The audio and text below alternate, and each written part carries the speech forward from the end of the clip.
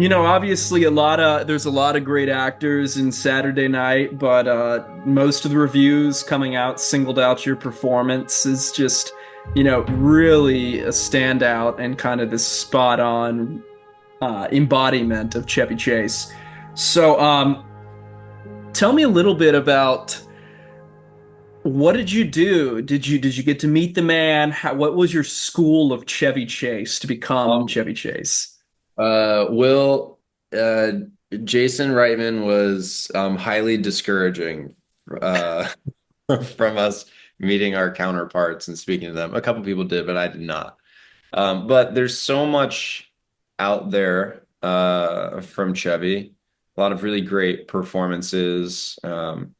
So when I first read the script, I was like a little nervous because it was my first comedy, and I'm thinking, okay, I like have ideas of how like instinctually I would do this to make it funny, but I don't know what Chevy would do, and that's a problem. So I decided I was like just gonna watch him compulsively for a couple months. I had about 3 months, and I spent the first two just like watching him nonstop and only him uh, until I felt like I was sort of keying into what his instincts are.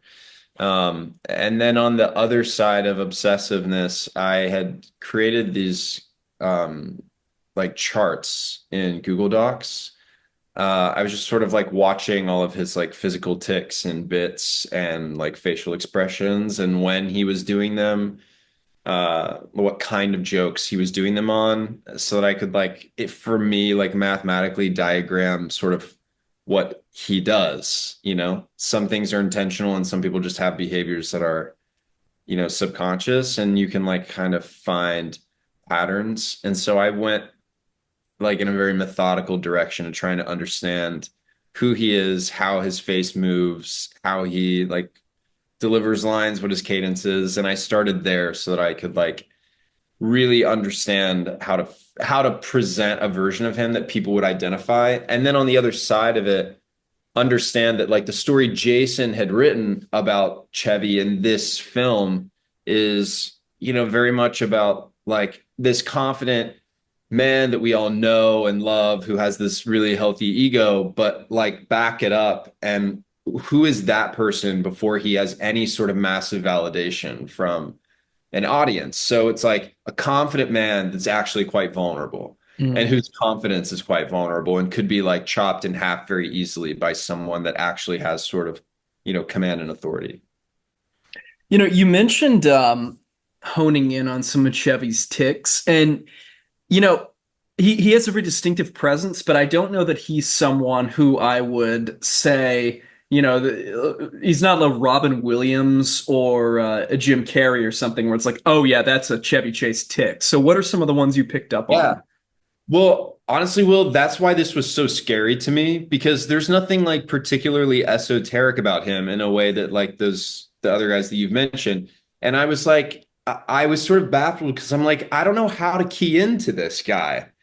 Like he's not that much further from like a classic leading man, except he's maybe more dry and has like, a particular way of delivering a line and does these like slightly goofy things. But he had said once in an interview that the character that he felt closest to was Fletch. And Oh, so okay. that was what I watched the most of. And in that film, he's donning some other identities as he's an investigative journalist, and so he's like trying to like uncover some truth about like a drug ring, and he's pretending to be other people in it. And in doing so, I think maybe because the performance asked him to do that, he's just like really loose and playful in that film. And so there are a lot of like things he does with his face or like business that I tried to incorporate. There's a moment, and like some of it's just like Easter eggs that I put in the film that like if people really know Chevy Chase, they'll find. But like there's a moment in Fletch where he's at a counter at an airport trying to figure out who's flying first class, and he does this like little thing where he's just like, God, dog, oh God. And so I was like, it's taking little things like that, and I put that a version of that in the very first scene where we meet Chevy, where he does his pratfall and he's talking to Lorne, and he brings up Belushi. He was like, "Who, Belushi?" And I just went, "God." So it's like adding little things like this that are like homages to Chevy in different parts of his performance, and also understanding like those are little things that make him feel a certain way. A lot of it was his walk, uh, his like blinking. He holds his eyebrows at a certain place that I tried to find. Um, he juts his head forward in very specific ways at certain moments that I tried to do. Uh, it's a lot of that stuff. Just trying to find like really specific things that you wouldn't notice necessarily. So there's only one moment I think in the film where you have to explicitly recreate something he did, and that's when he does the first kind of weekend update. Uh, Tell me a little bit about trying to nail that particular moment. uh, yeah, it's really like the two things. Well, I guess yeah, there's that moment and then the final line, live from New York at Saturday night. But I really the weekend update thing, that joke, live from New York at Saturday night is there. You can be a little like more free, but in the weekend update joke, his line readings when he was doing weekend update are really very specific, and it's like the flavor of them feel, he's like mimicking and satirizing newscasters who are, a bit like rigid and formal, and he's doing that, but like making jokes. And so it's a very specific kind of delivery that's not as free as like doing other jokes. There's like a rigidity and like a real, a real like lift Mhm. and an end, and it's like comedy meets broadcast. And so I was like, I actually really want to do exactly what he's doing because it's so specific. So I watched all of, a lot of those jokes and mimicked him, but that I really wanted the cadence and the beat and tempo to be as close as possible on that specifically because I just think it's like a very particular flavor.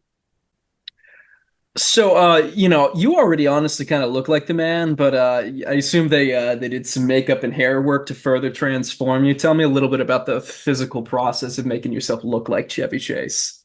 The hair was really important to me. I had grown my hair out quite long, like in the back, because he had this long hair, and then the top was fairly short, and we were like, I think I had three haircuts in the process because it was such a scary prospect to like have these really long sides and back and then a short top. But I kept saying that it was like his comedy is kind of in the hair. It's like Yeah. it's in his hair. He has this weird fucking haircut. No one had this haircut. It is a Chevy Chase haircut. And we like kept chopping and getting shorter and shorter on the top because I was like, we have to go shorter. It like has to look weird. I'm in Georgia. Like no one's gonna see me. It's fine. Like let's just get in there and cut.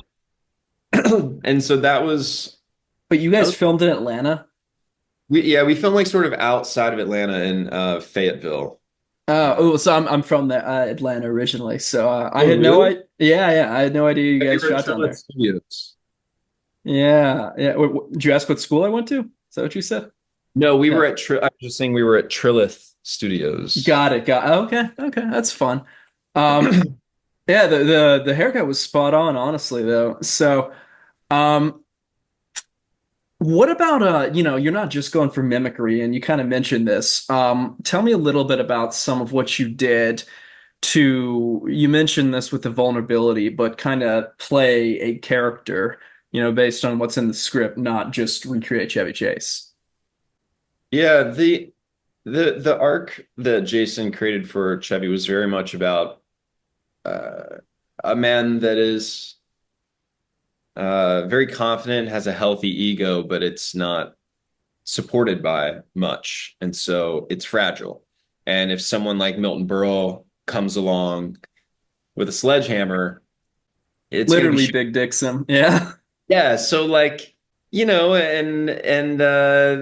the performance is sort of bookended by Chevy bragging about his dick size and then getting smashed by someone that's willing to actually pull his dick out. Like that's it's just a very blunt look at like the idea of like performative ego and having to be humbled. But this is that can only really happen to him in that time period because after this show launches, he becomes a massive star overnight, and he actually then does have sort of authority to Yeah. brag and be confident because people fall in love with him. But it's like this very precious moment right before he crosses that threshold of this vulnerable guy who is just like optimistic and hopeful and wants to be a star. And so that's like, it's kind of a really precious moment of youth that we just don't really think of with Chevy Chase. And so it's like that's what we really wanted to capture. So there are elements, I think, of this performance and like a version of Chevy that maybe we don't really think of or see with him. And I think it's like, it's like trying to color in just a little bit before we all know and like fell in love with Chevy Chase. And that just required,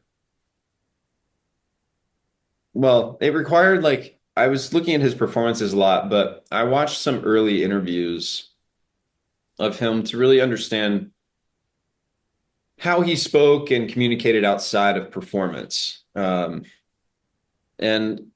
what ended up being incredibly helpful with the Milton Berle scene for me was that the first time that Chevy was on the Johnny Carson show, he comes out and Johnny says, "So your special is tomorrow night?"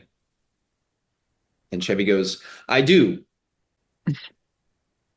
And then realizes he didn't respond appropriately, shakes his head, and Johnny Carson and the live studio audience just laughs at Oh, Chevy, just laughs at him. He's like shaking and confused and like embarrassed, like really deeply embarrassed, and starts blushing. And Johnny just goes, "I know you're new to this, so let me tell you how this is going to work. I'm going to ask you questions, and you're going to respond with an answer to that question. You got it?" Uh, and like kind of was helping him out of it, but also like really putting him on the spot. I haven't ever seen anything else from Chevy Chase where he didn't seem fully in command, or at least like making a joke through his awkwardness. yeah. Um, and that was like I watched a young guy laughing through his discomfort. And then I could never find anything else like that again. So it's like, that's also what I wanted to capture. Like someone who just isn't experienced enough yet, who can really be like embarrassed and humiliated. Oh, that's good. Man, you really did dive deep. Okay, so last question. You're already racking up pretty early in your career a nice collection of good directors you worked with. I mean, we saw you with Todd Haynes last year. You got Jason Reitman. Who is someone you would love to work with next? Paul Thomas Anderson is someone that I just love his work. Um, his work is so surprising to me and dynamic, and every film feels like its own particular world and experience in a way that I just love. Um, and I love his movies for different reasons. And so he's just someone I like would dream to work with. I don't know how likely this is, but Pavel Pawlikowski is like one of Oh, my interesting. favorite directors. And if and when he needs an English speaking guy like me, I would do it in an absolute interest or instant. Uh, Ida is like one of my favorite films because the first time I watched that and saw just like how he plays with frame and telling story within his frame, that was like just really astonishing and moving to me. I'd You know, say you maybe, might be in luck. I don't quote me on this, but I'm almost certain that I saw like a year ago a headline about he was preparing to shoot an English language film. I feel like I don't know if it ended up happening, but you know, yeah, you know, if that is happening, you should Google that when we get off this call, and then you know that's the goal if that's the case. So yeah. All right, man. Well, thank you so much. This is a great performance, and I can't wait to see what we're gonna get from you next. thank you so much, Will. Thanks for your time, man. Absolutely.